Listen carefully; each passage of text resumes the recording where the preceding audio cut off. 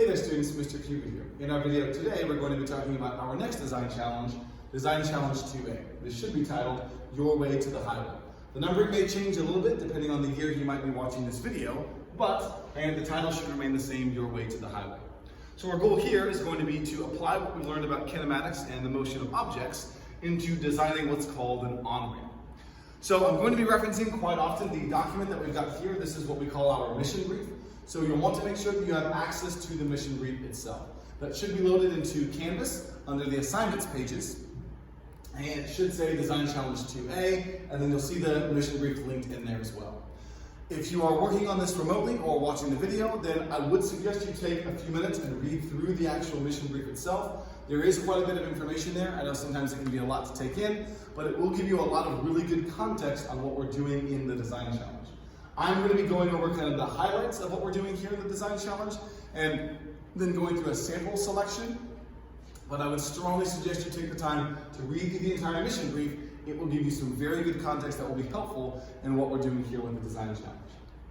So in general, our focus here is going to be designing an on-ramp, a place for cars to be able to get up to speed and then safely merge onto a highway. Now for our on-ramp, there are going to be two major sections. And if you look down toward the middle section of the mission brief, you'll see that we've got a visual diagram of our goal.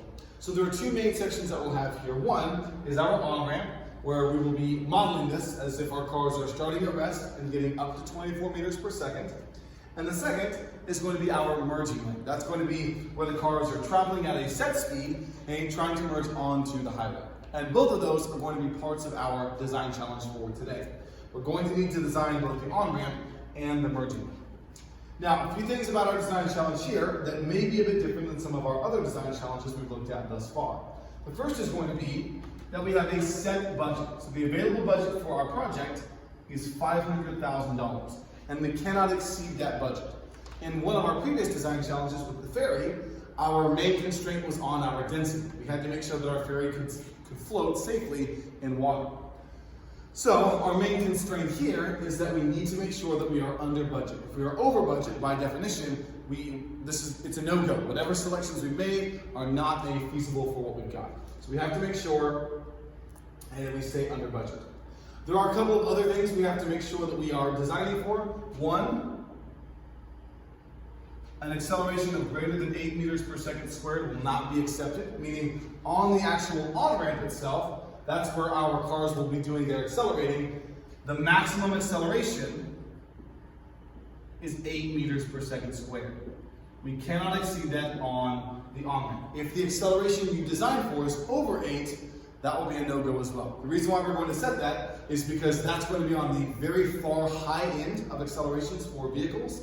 And if we're designing something that only cars in that range can use, it's really not going to be feasible for a majority of standard cars that are often driven on the road. So we have to make sure we're under that 8 meters per second squared value. Okay, so from there, let's talk a bit about where we're going.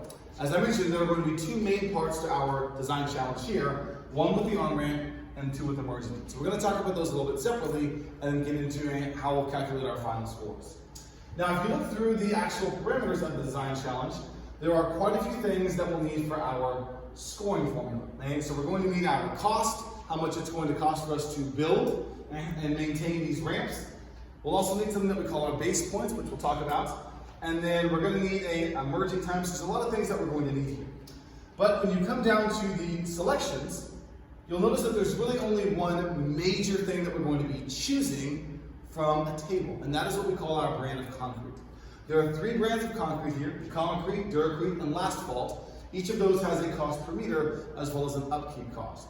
You'll notice there that the Concrete has the lowest cost per meter. Imagine it's the cheapest at the beginning, but it has the highest upkeep cost. Meaning we're going to pay cheaply, and we're not going to pay as much at the beginning, it's a bit cheaper, but we're going to pay more in maintenance over time. It will cost more to maintain this because it's not as nice of a concrete. Excuse me. Lastfalt is more expensive, but notice that its maintenance cost is significantly low. Meaning, I may pay more at the beginning, but I'm not going to have to do as much work to maintain this throughout its lifetime. So that's going to be one of the main choices that we have to make for us to be able to get our cost. Now you'll notice those are cost per meter, so what we're also going to need is we're going to need the total length of our ramp and merging lanes. So let's talk a bit about those. Okay? Now, for my design, I'm just going to do a selection of Econocrete. So I'm going to design around using the Econocrete as my concrete option. It's cheap at the beginning. I know I might pay more to keep it up, but it's relatively cheap, so I'm going to go with that. Okay, so as I mentioned, there are two main parts of our design. The first is the on-ramp itself. Now, what we will need is we're going to need the length of the on-ramp. So in order to get that length, let's list out our variables. So we've got delta x, which will be the length of the on-ramp. There are two variables that are going to be set no matter what else we choose. One is going to be our initial velocity, 0 meters per second.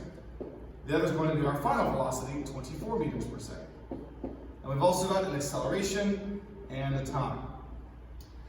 Now, the thing I really do want at the end of this is I really want to know what my delta x is going to be. That's how I will calculate how much I pay. It's cost per meter. I need to know how many meters of, well, concrete to pour. Now, there are two ways I can do this. Number one, I could just choose a delta x, 100 meters, 150 meters, any number. I could just choose one, and then, well, calculate my acceleration and make sure my acceleration is under 8. That's one way we could go about this. The other way we could go about this is we just choose an acceleration, and then from that acceleration, we calculate our delta x. But in both of those situations, time is going to be the thing we ignore on the on-ramp. Right here, we need to make sure that our cars have enough space to get up to speed, and that we're not designing for cars with too high of an acceleration, so we're not as concerned with the time here. Our focus is on the length of the ramp and making sure our acceleration is in a good range. So what I'm going to do is I'm going to choose an acceleration, let's say 3 meters per second squared. And I know that's going to be well under the maximum of 8. And that might mean my ramp is a bit longer, but I think that's going to be a good choice because, well, that's going to account for a lot of cost. So if I want to use the equation without t, that's going to be equation 5. So I'll go with v1 squared is equal to v0 squared plus 2a delta x. And then from here, I would plug in and solve for delta x. So I would go, well, my initial velocity is 0, so 0 squared goes to 0. Then I've got v1 squared is equal to 2a delta x. So I'll plug in what I know. v1, final velocity is 24 meters per second. That is squared is equal to 2 times my acceleration, which is 3 meters per second squared, multiplied by delta x. So I'll take 24 squared, which is 576. Is equal to 2 times 3 is 6, multiplied by delta x. I'm going to leave the units off since I've already made sure I'm in SI units, meters per second squared. So divide by 6. And now I'll get a delta x. This is going to be the length of my on-ramp of 96 meters. Okay. So I've got the first length that I need, the length of my on-ramp. That's just going to be part 1 of my design. Now the second part is going to be the merging lane. So, for the merging lane, we're going to model this as if our cars are at a constant velocity, which is going to mean our equation will look a little bit different. So, I still want to know how long the merging lane will be, because I'm going to pay for every meter of concrete that I use. Here, my initial velocity is 24 meters per second, as it is my final velocity, 24 meters per second. And this may not be as obvious, but if we have a constant velocity, that means our acceleration will be 0. Meters per second squared. And I am going to want a time value here. I'm going to want both the length of the ramp, that will determine how much money I pay for the concrete, but I'm also going to want a time value here. Here's why. Back on my mission brief, part of how I determine my score is that I'm going to need my merging time. Circle that in red. So I'm going to need a merging time to make sure I can get my final score, because that merging time is going to give us what's called a bonus factor for this. And to find my final score, I'll need my base points, which we'll talk about here in a moment, multiplied by that bonus factor. So in that case, I want to make sure I have a decent bonus factor. And that may mean that my ramp or my merging lane is longer, so I may be paying more, but it might help my score in the long run. Again, there's going to be some competing interests here. We want a longer ramp, so our cars can get up to speed in plenty of time, but I also don't want it to be too long because then I'm going to be paying a lot more. So I'm just going to come back here to my merging lane. Now again, there are two ways I can do this. One, I can just choose a length and then calculate my time. The other is I can choose a time and then calculate my length. Now I am going to give us a constraint here. Our max time is going to be 10 seconds. If we don't have a max time, you may notice, well, I could just make my merging lane 2 miles, make it super, super long, get a lot of time to merge, and that can really bump up my bonus factor. So we're going to put a max on that because it is a bit unrealistic for us to have a merging lane that's exceedingly long. So 10 seconds is going to be our max. So I'll go with something there in the middle. I'll go with about 6 seconds for my merge time. Now I want to calculate my delta x. How would I go about doing that? Well, it looks like here I know all of my variables. So I'm actually going to use equation 2 again, and I'll show you why. Delta x is equal to initial velocity times time plus 1/2 at squared. Now in this context, on the merging lane, we have no acceleration because our cars are traveling at a constant velocity. So if my acceleration is 0, 1/2 times 0 times t squared, that all goes to 0.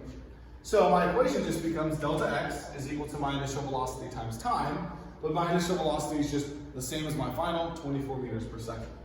So I'm going to plug in delta x is equal to velocity, 24 meters per second, multiplied by time, 6 seconds. So 24 and 6 should be 144. I'll just check that to be sure. Okay, 144 meters. Okay, so this is going to be my delta x for the merging lane. I also have my delta x for the on-ramp, 96.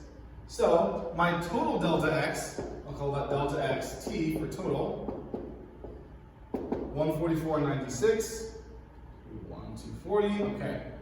So 240 meters. And that is the most important number we'll need to start our calculation. Because, well, not start our calculation, but start our scoring calculation, if you will. So there are a couple of things we're going to need to calculate. One is going to be our budget score, how many points we get for being under budget. Okay, once we have that budget score, that goes into our base points, and then our base points, along with our bonus factor, give us our final score. So remember, our budget is 500,000. We're going to subtract our total cost, and then divide by 1,000. The formula is set up so that we get effectively a point for every $1,000 we are under budget. Okay, so let's talk about our cost here. So my cost, I'm going to take my length, 240 meters, and multiply by the cost per meter. So for Econocrete, it was $1,000 per meter, plus the upkeep, which was 67,000. Okay, so 240 times 1,000 is 240,000, plus 67,000 should give me about 307,000. So my cost is going to be $307,000. Okay, so to find my budget score, I'm going to take 500,000, which is my budget, minus 307,000. So